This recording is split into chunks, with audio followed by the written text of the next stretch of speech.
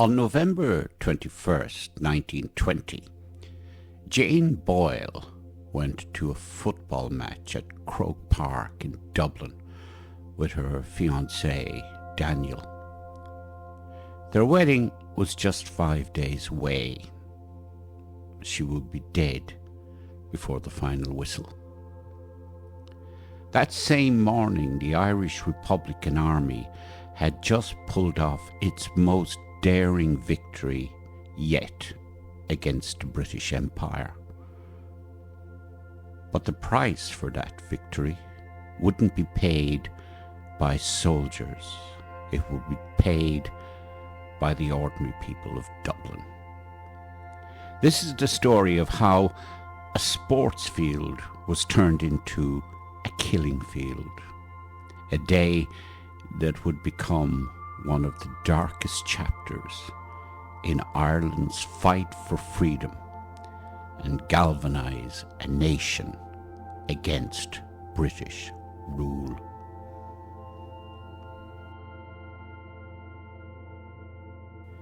By the winter of 1920, Dublin wasn't a city at peace. It was the nerve centre of a brutal secret war. The Irish War of Independence had been raging for nearly 2 years, a guerrilla conflict fought in the shadows, down back alleys and right in the heart of the capital. On one side were the forces of the British Crown, the Royal Irish Constabulary, the British Army, and two new paramilitary groups, the Black and Tans and the Auxiliaries. Both were filled with hardened veterans of the First World War, and their mission was simple: crush the rebellion. On the other side was the Irish Republican Army, the IRA, fighting for an independent Irish Republic. The war in Dublin was all about intelligence and assassination. And at the heart of the IRA's operations was the most wanted man in the British Empire, Michael Collins. Collins, the IRA's Director of Intelligence, knew that to win the war he had to win the intelligence battle. The British relied on a network of spies to identify and eliminate IRA leaders. So Collins decided to turn the tables. He created his own elite assassination unit, known only as the Squad. Their job was singular and ruthless: hunt down and kill Britain's top intelligence agents and blind the eyes of the Empire. Throughout 1920, Collins' squad had been brutally efficient. In response, the British government decided to escalate. They sent a new group of elite undercover agents to Dublin, handpicked from military intelligence. They posed as artists, academics, and travelling salesmen, moving into guest houses across the city's south side. Their real job: penetrate the IRA and kill Michael Collins. The IRA gave them a nickname: the Cairo Gang. Maybe they'd all served in Egypt, or maybe they just liked the Cairo Cafe on Grafton Street. Either way, their purpose was clear. They were the tip of the British spear, and Collins knew that if they weren't stopped, the entire revolution could be decapitated. he began compiling a list using his own network of spies, maids, hotel porters, even the sympathetic police officers. By November, the list was ready. The plan was set for Sunday, November 21st, 1920. Collins and his senior commanders, Dick McKee and Padder Clancy, finalised the details. It would be a coordinated citywide operation. Multiple teams would strike at the exact time, 9 o'clock a.m. sharp. The timing was crucial to prevent anyone from getting tipped off and escaping. The date wasn't an accident. A huge Gaelic football match between Dublin and Tipperary was happening at Croke Park that afternoon. The city would be flooded with people, giving the IRA operatives perfect cover to move through the crowds and simply disappear after the job was done. But on Saturday night, disaster nearly struck. Two of the key planners, Dick McKee and Padder Clancy, were arrested in a raid and hauled off to Dublin Castle. Despite intense interrogation and what was likely torture, they said nothing. The plan was still on. In the cold early hours of Sunday morning, teams from the squad and the IRA's Dublin Brigade fanned out across the city. At 9 o'clock a.m., the attacks began. At 28 Pembroke Street, 3 agents were shot and killed. At the Gresham Hotel, IRA men disguised as British soldiers delivering a message got into the rooms of 2 officers and shot them. One, sadly, was a case of mistaken identity. Captain Patrick McCormack was just a veterinary officer in town to buy horses for the army. The attacks were swift and clinical, all across South Dublin. In drawing rooms and bedrooms, the agents of the Cairo gang were hunted down. By the time the morning's work was done, 14 men were dead or fatally wounded, including several of Britain's most experienced intelligence officers. Panic gripped the British administration in Dublin Castle. Surviving agents fled for safety, their covert network shattered. Collins had landed his most devastating blow. The IRA had blinded the British intelligence network. The Crown's response would be just as swift, just as brutal, but it wouldn't be aimed at the assassins. It would be aimed at the heart of Irish culture.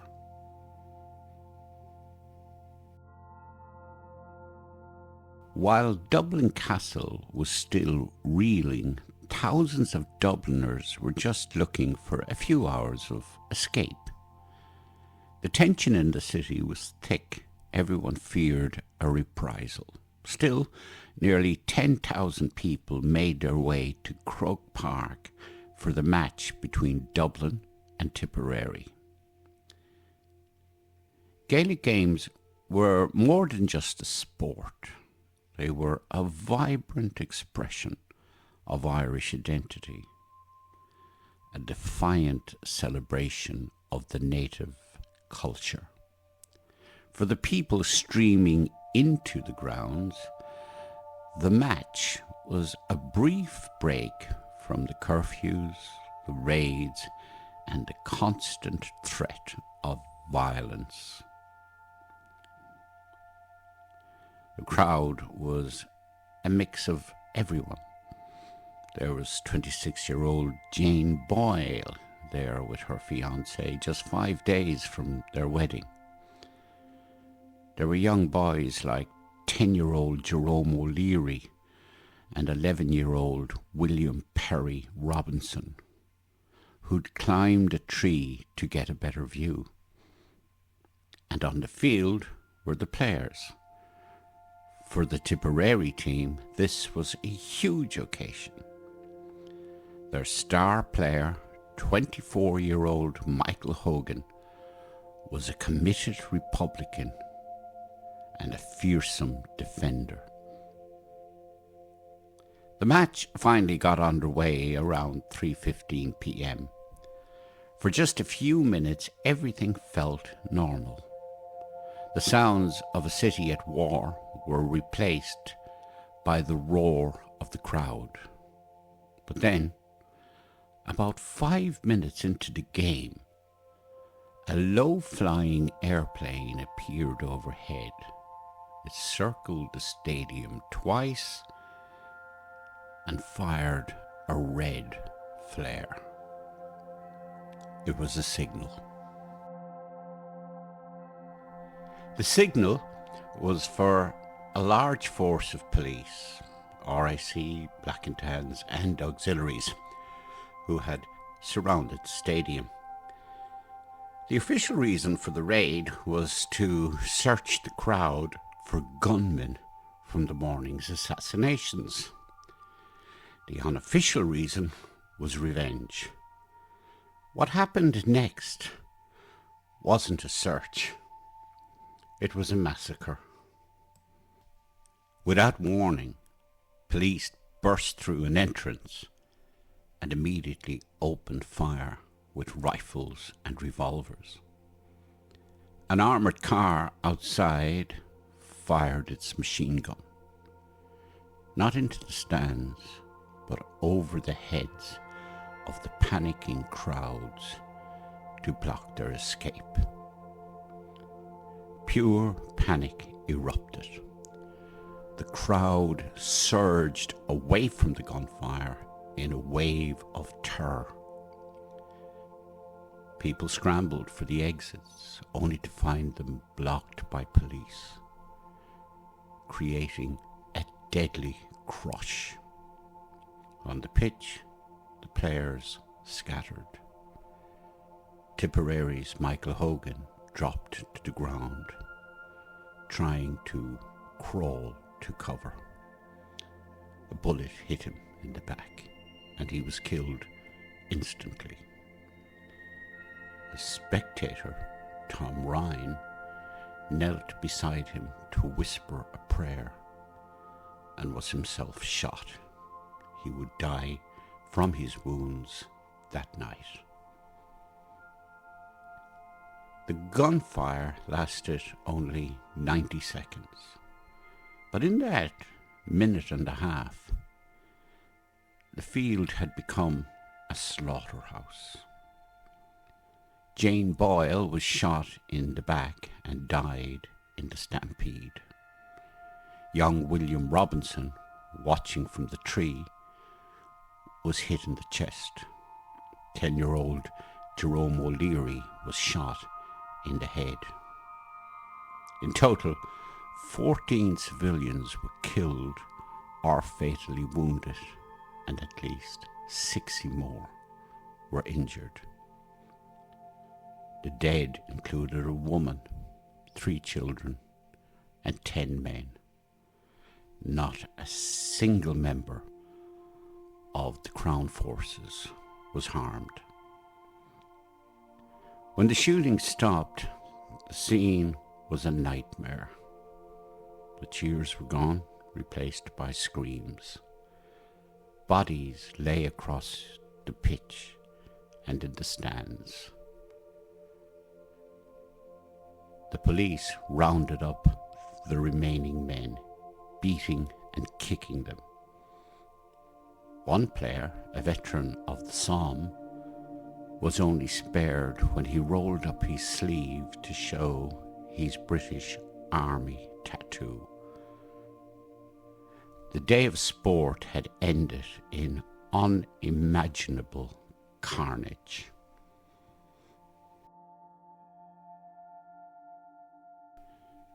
The British authorities in Dublin Castle immediately went into damage control. Their first official statement was a blatant lie. It claimed that Crown forces had been fired on first and had only returned fire in self-defence. It suggested the raid was justified because assassins were hiding in the crowd. The press release read, "A number of men came to Dublin under the guise of attending a football match, but their real intention was to take part in the series of murderous outrages." Nobody bought it. Every single eyewitness, players, fans, journalists, insisted the shooting was completely unprovoked. Even the pro-unionist Times of London ridiculed the official story. Behind the scenes, the story was already falling apart. 2 secret military inquiries concluded the police firing was carried out without orders and exceeded the demands of the situation. One British officer testified it was indiscriminate and unjustifiable. But these findings were kept secret from the public for 80 years. The commander of the auxiliaries, Brigadier Frank Crozier, was so disgusted by the cover-up that he later resigned, stating his men had fired into the crowd without any provocation whatsoever. The cover-up failed. The real story of what happened at Croke Park spread like wildfire across Ireland and then the world. Nationalist newspapers drew powerful parallels to another colonial massacre, Amritsar in India, just a year earlier. The British had hoped to paint the morning's assassinations as a savage act, but the brutal reprisal flipped the narrative. Now, the world saw the British as the perpetrators of a cold-blooded massacre of unarmed civilians.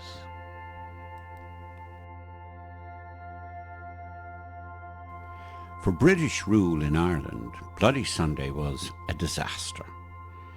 Any moral high ground they might have claimed after the morning's assassinations was gone. If the goal was to terrorise the Irish people into submission, it did the exact opposite. The massacre galvanized the Irish people. It drove a surge of new recruits and popular support to the IRA. They were no longer seen as a radical fringe, but as defenders of the people against a tyrannical foreign power. Just like the executions after the 1916 Easter Rising created a generation of martyrs, Bloody Sunday hardened the resolve of a nation. How could you compromise with a government that would gun down children at a football match? A week earlier, Prime Minister David Lloyd George had boasted that he had murder by the throat. Bloody Sunday exposed that as a fantasy. It laid bare the brutal reality of British policy in Ireland, a policy that relied on undisciplined paramilitaries who punished civilians for the actions of guerrillas. The massacre at Croke Park destroyed British credibility and moral authority in the eyes of the world.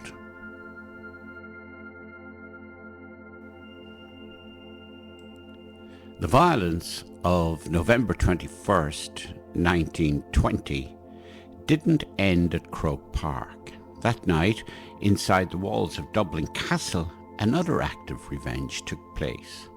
Dick McKee and Pater Clancy, the two IRA commanders arrested the night before, were killed in their holding cell. With them was a young civilian, Conor Clune, arrested by chance and with no IRA connections.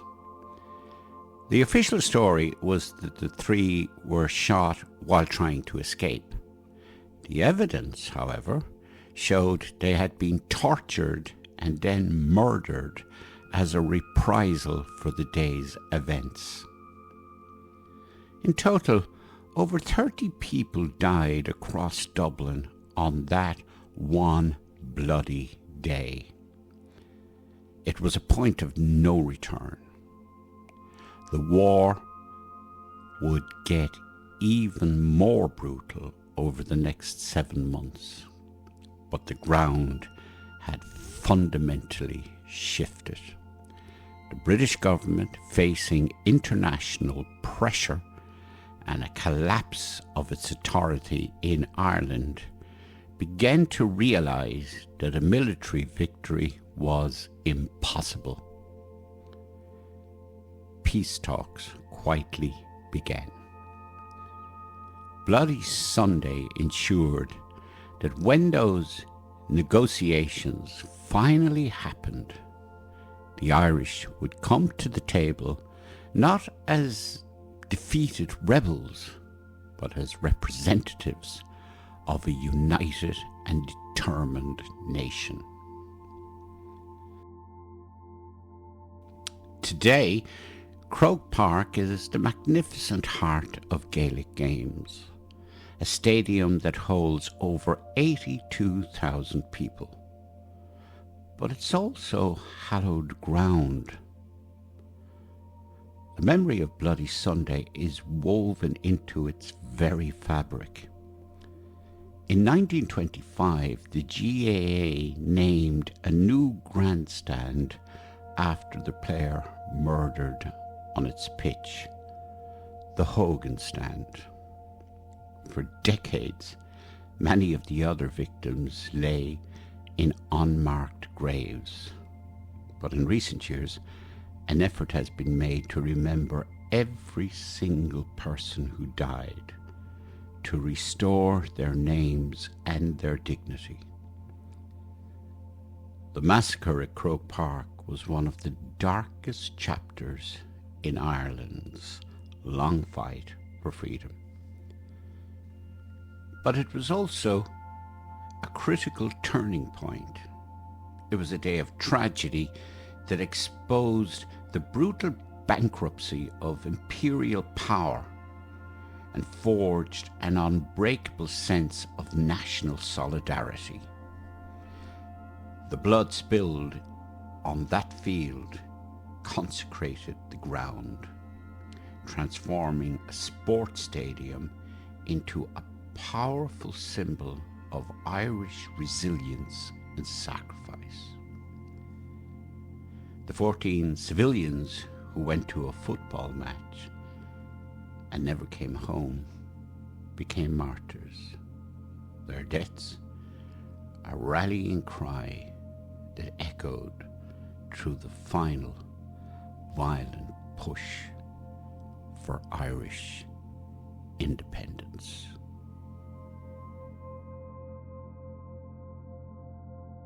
Thanks so much for spending time with us today. If you enjoyed this story, don't let it stop here. Hit subscribe and tap the notification bell so you'll always catch our next deep dive into the moments that shaped our world. Every like, share, comment, and subscription helps more than you might think. Each one is worth a penny to our project, without costing you a thing.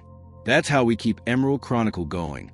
since we rely 100% on YouTube earnings to fund our research and production. When you share, you're not just passing along a video. You're helping keep Irish culture alive and bringing it to a global audience in today's multicultural world. And while we sometimes use AI images, we do so under a 100% open AI policy, always drawing from public domain sources to recreate the reality of the time.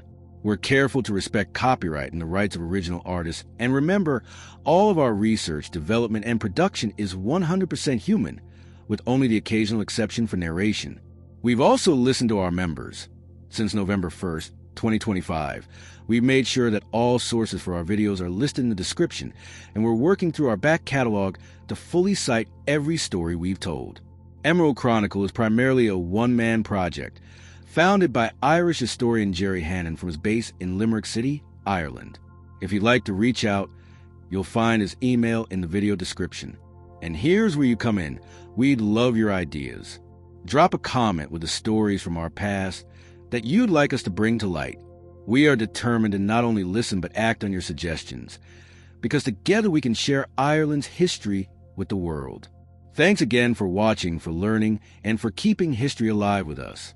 Until next time, keep questioning, keep exploring, and keep the past close, because it still speaks to us today.